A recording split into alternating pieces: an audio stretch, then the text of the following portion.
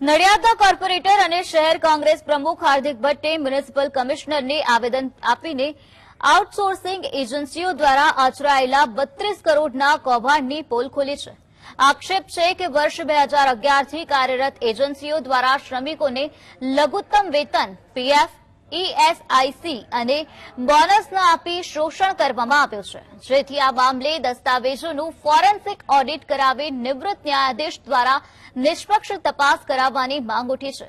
આ સાથે જ દોષિત કોન્ટ્રાક્ટરોને બ્લેકલિસ્ટ કરી અને મિલીભગત ધરાવતા અધિકારીઓ સામે પણ ખાતાકીય પગલાં લેવાની માંગ ઉઠી છે. વર્ષ 2011 થી આ મોટો ગફલો છે અને જ્યારે માહિતી એક્ટ હેઠળ માહિતી માંગવામાં આવી ત્યારે 650 કર્મચારીઓ નડિયાદ મહાનગરપાલિકાના ચોપડા ઉપર કામ કરે છે, છતાં પણ આપણું નડિયાદ આટલું ગંદુ કેમ રહે છે? આપણા નડિયાદમાં લોકોને સુવિધા કેમ નથી મળતી? એનું એક કારણ છે કે ચોપડા ઉપરના કર્મચારીઓની સંખ્યા કરતાં અમુક કર્મચારીઓ ભૂતિયા છે.